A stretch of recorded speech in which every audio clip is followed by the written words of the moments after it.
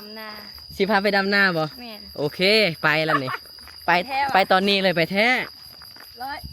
ละเอกกำลังย่างเข้ามาที่เฮือนทรงลาวเนาะสมัยโบราณทุกคนอ๋อเจ้าก็บ่เคยมาบ่แม่นเจ้ามานี่จักเทื่อละคิดว่าแบบเขาเฮ็ดให้เฮ็ดลายอยู่แถวนี้ล่ะมา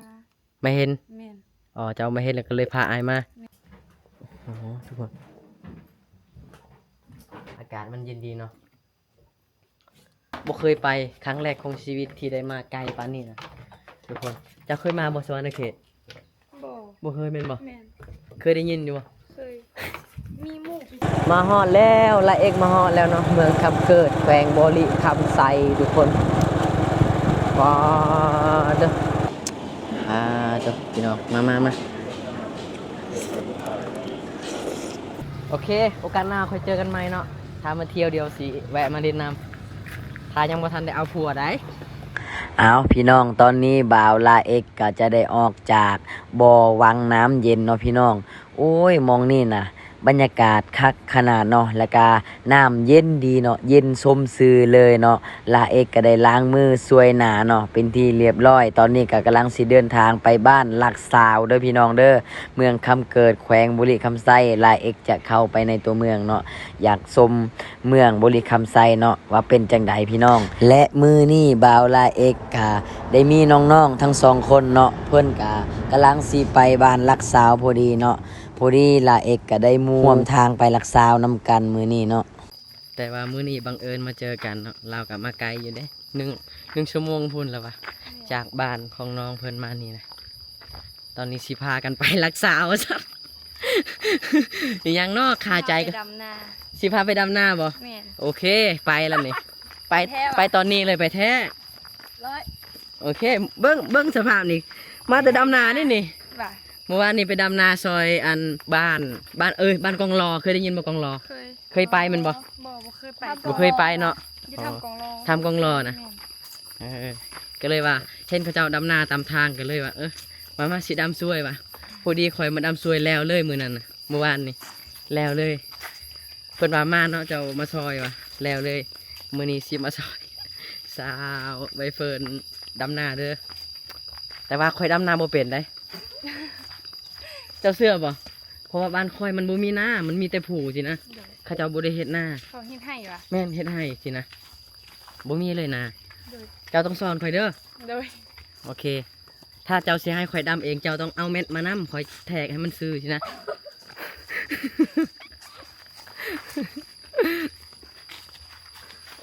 โอเคทุกคนตอนนี้ละเอกมี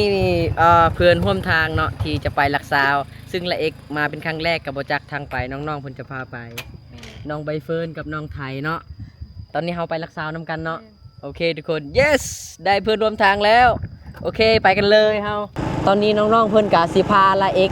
ไปลักสาวเนาะเพราะว่าละเอกอยากไปลักสาวแต่ว่าโบจักทางไปนะทุกคนไปทุกคนเราได้เพื่อนร่วมทางแล้วมื้อนี้เนาะเดี๋ยวเราไปลักสาวนำกันเลย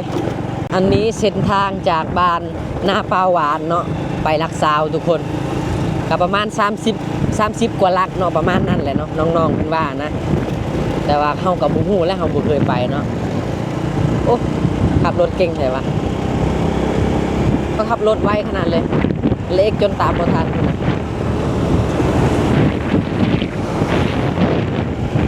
ว้าวเสียวแท้นี่บรรยากาศทุ่งนาโอ้พี่น้องวิวระหว่างทางเนาะไปลักสาวเบิ่งก่อนหินนะพี่น้องมีแต่หินน้ำเนาะโอ้หมู่บ้านกวนจันทร์เนาะทุกคนโอ้วิวงามนะบ้าน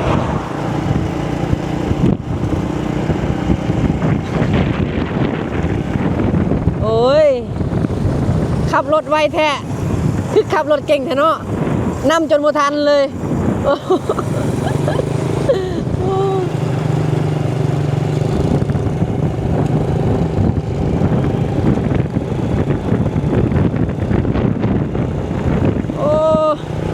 ถ้ามีคนเดินร่วมทางจังซี่เนาะกับบ่เงาเลยทุกคนเดินทางเนาะแต่ละเอกกันเรื่อยๆเลยพี่น้อง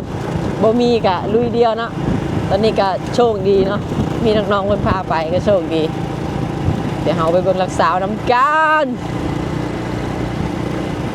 โอ้โหพี่น้องว้าวเบิ่งก่อนทีนะพี่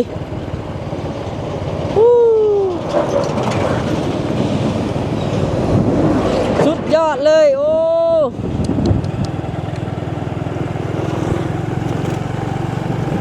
จะฮอดหรือยังโดนบ่โอ้ยเจ้าคือไปปะอ้ายแท้ไปไวกระโดดแมนบ่โอ้ใส่ซิ่งเนาะยังเนาะพี่เนาะแล้วว่านำมาเด้อเพิ่นขับยกรอเอาเลยเนาะโอ้ยแล้วเอกตามบ่ทันเพิ่นว่าเพิ่นขับจากอันวังน้ำเย็นไปหาลักษาเอา15 นาทีว่าสั่นโอ้แสดงว่าบินเอาเลยที่นี่บรรยากาศระหว่างทางเนาะและก็วิถีชีวิตของชาวบ้านอยู่แถวนี้ข้าเจ้าก็เฮ็ดให้คือจังทางเซโปนเลยเห็นบ่ทุกคนให้เข้าข้าเจ้านะนี่เห็นบ่นี่โอ้พี่น้องข้าเจ้ามีให้คือกันเนาะเฮ็ดคือกันทางนี้ตัวนี่เห็นบ่เขาให้เพิ่นงาม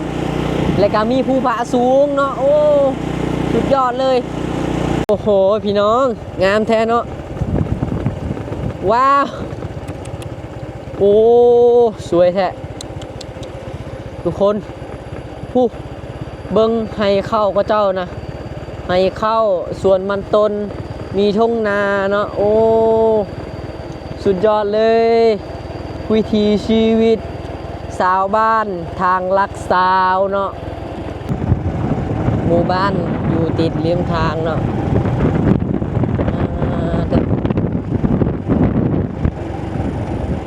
เบิ่งเนาะเขาพากันไปใส่เนาะนี่โอ้บรรยากาศหมู่บ้านสุดยอดน่าอยู่หลายพี่น้องอันนี้ชาวบ้านเพิ่นน่าจะไปนาว่าจังนี่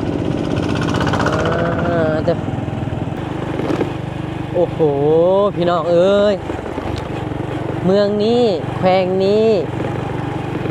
มีกำแพงเนาะอ้อมรอบทุกคนกำแพงหินสูงเสียดฟ้าเนาะอ้อมรอบแขวงเขาเจ้าไว้อ้อมรอบหมู่บ้านเขาเจ้าไว้นะฮะเพื่อนเก่าบูฮานเนาะตอนนี้น้องใบเฟิร์นจะพาลาเอ็กมาเบิงเฮือนเก่าหรือว่าเฮือนบูฮานเนาะทุกคนที่รักษาแขวงบุรีคำไซไปจะเป็นอย่างไรเข้าไปอยากเบิงคือกันมันเป็นอย่างไรพี่น้อง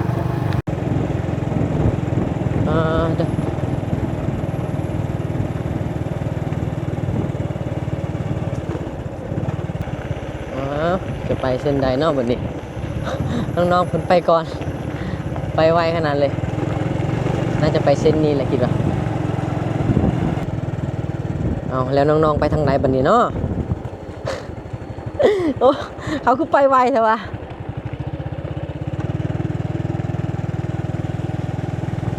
แมนบ่เนาะนี่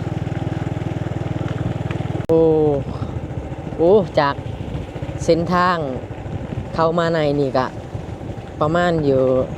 หลัก1เลยนี่พี่น้องหลัก1 2หลักคนนั้นนี่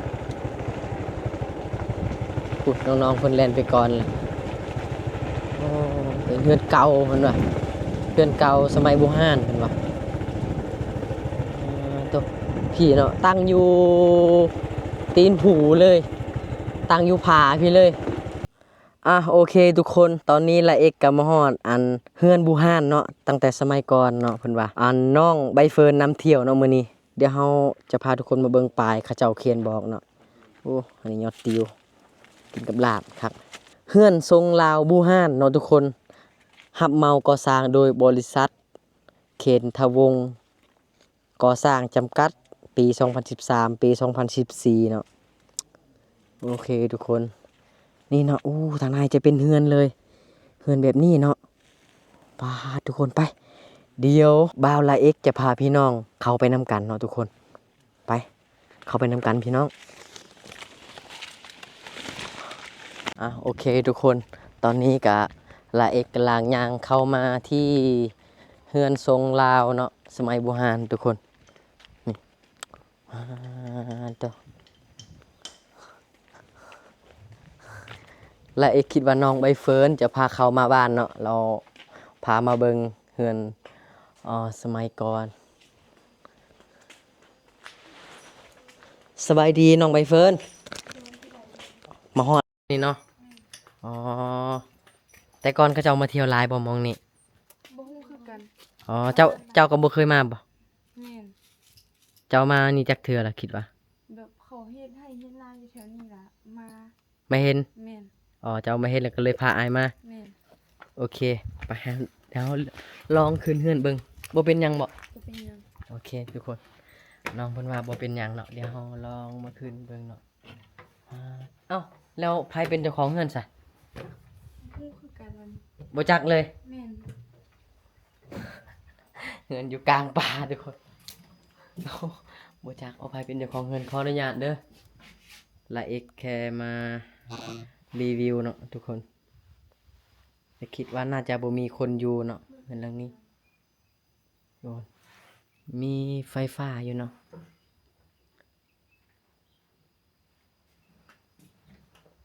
ประมาณนี้เลยโอ้โหทุกคน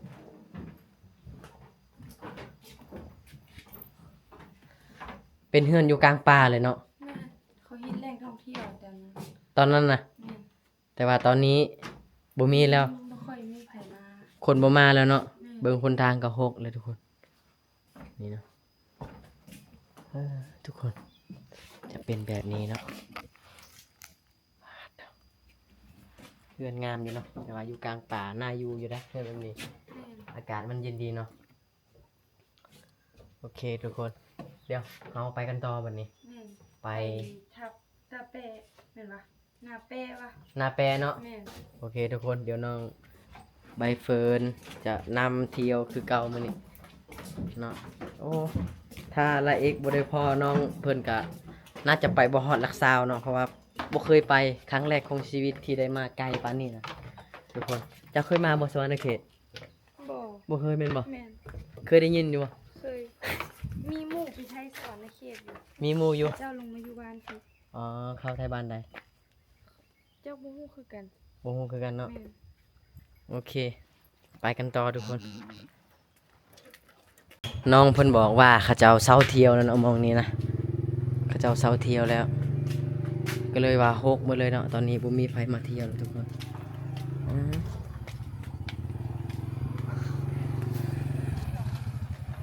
โอเคอากาศก็ร้อนครับตอนนี้ละเอกก็มาฮอดที่เนาะปากถ้ำเนาะผาพี่ห้องน่าจะแม่นบ่จักพี่น้องอยู่ที่เมืองคำเกิดเนาะเป็นหมู่บ้านทงเจริญเนาะละเอกกำลังชมวิวปากถ้ำผาพี่ห้องเนาะที่เขาลือกันเนาะอยู่แถวหมู่บ้านแห่งนี้เนาะเขาเจ้าเล่าเรื่องเนาะสำหรับผู้ใดที่เคยฟังเรื่องตัวนี้ก็ฮู้จักก็แนะนำให้ละเอกนี่เด้อละเอกก็ฟังคร่าวๆตามในโลกโซเชียลหรือว่า TikTok เนาะเขาเล่ากันมาแล้วละเอกก็บ่แน่ดอกว่าแม่นแท้บ่พี่น้องแต่ว่าอันนี้นะแม่นแท้เนาะเขาว่าแม่นพาพี่ห้องเขาว่าสินะไทยหมู่บ้านนะละเอกได้ถามเขาเจ้าเนาะอยู่บ้านทงเจริญเมืองคำเกิดหลักซาวทุกคนไปเราเดินทางกันต่อฮอดหลักซาวติดตีบ่นี่ฮอดหลักซาวหรือบ่จักเนาะพี่น้องนี่นี่เนาะ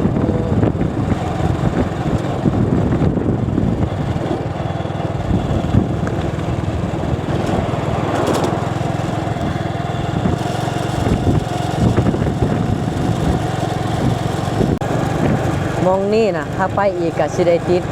ชายแดนลาวเวียดนามอีกเด้อพี่น้องอากาศมันร้อนเด้อทุกคนโอ้มาฮอดแล้วเด้อพี่น้องนี่มาฮอดแล้วละเอกมาฮอดแล้วเนาะเมืองคำเกิดแขวงบริคำไซทุกคน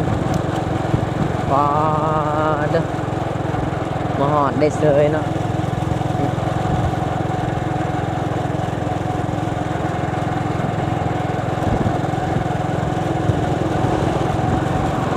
มองนี้น่าจะเป็นใจกลางเมืองคำเกิดเลยเนาะพี่น้องเบิ้งรถเนาะจะมีป้ายแดงไฟแดงคือนะพี่น้องไปลุยเลยเฮาอ๋อเด้อ บรรยากาศฮ้อนคักขนาดเลยโอ้เมืองนี้นะ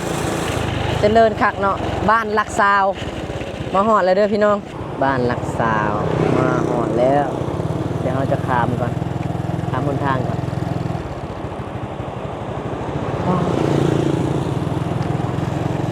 ทุกคนตอนนี้ลาเอกกำมาหอดเลยเนาะทุกคน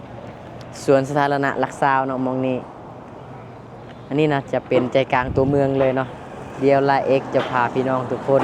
แวะมากินข้าวกันเนาะแล้วก็จังคอยเดินทางสิประมาณนี้อันนี้น่าจะเป็นห้างที่เขาจะกินข้าวกันเนาะห้างที่แขกหลายหรือว่านิยมประมาณนี้แหละ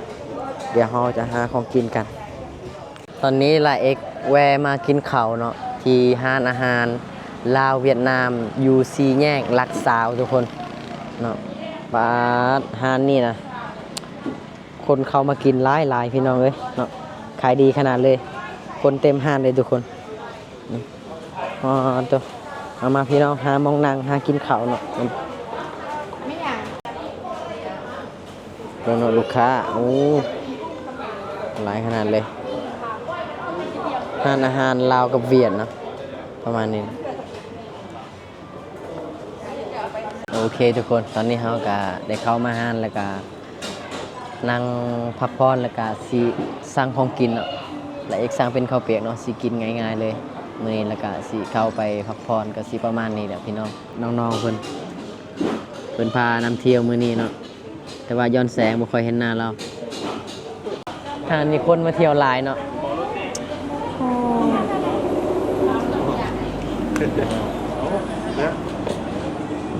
ข้าวเปียกหมูกรอบเนาะเดี๋ยวมาเบิ่งเนาะน่ากินขนาดเลยมันเป็นฟูซินลูกค้าเข้าออกบักหลายๆนึงโอ้ร้านนี่ฮะลูกค้าเนี่ยร้าน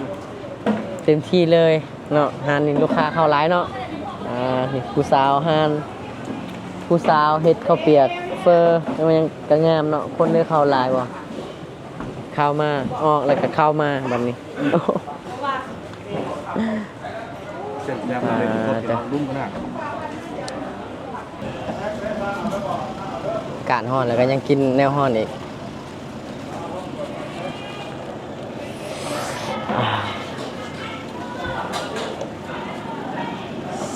แซ่บหลายเนาะผู้สาวขายข้าวเปียกก็น่าจะเป็นผู้สาวมองเนาะเห็นเขาเว้าพี่น้องเว้าภาษากันนะทุกคน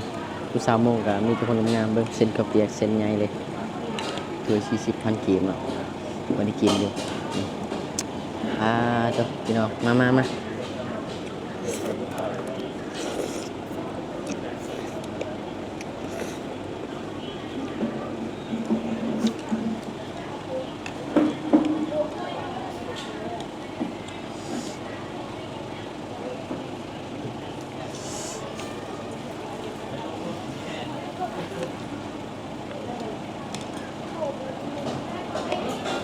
แสดงว่าสมเจ้ามันเขาเจ้ามาเบิ่งน้ำกี่ไกลลีเนาะ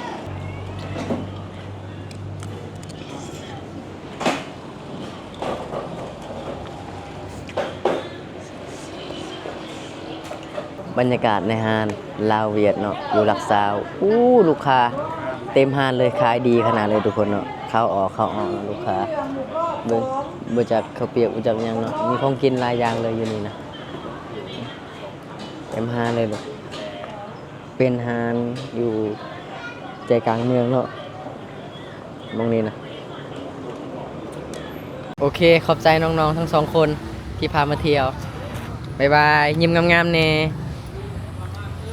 นี่โอเคทุกคนเดี๋ยวเราแยกทางกันตรงนี้เนาะลาเอกกับสีเข้าไปเฮือนพักเนาะเพิ่นกับสีกลับเฮือนประมาณนี้แหละทุกคนเราน่าจะดำนาแล้วสิกลับประมาณนี้นะโอเคโอกาสหน้าค่อยเจอกันใหม่เนาะถ้ามาเที่ยวเดียวสิแวะมาเล่นน้ำถ้ายังบ่ทันได้เอาผัวได้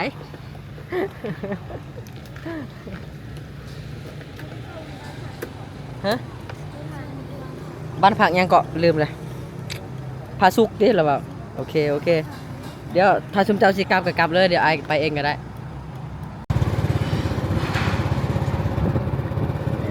ตรงไฟแดง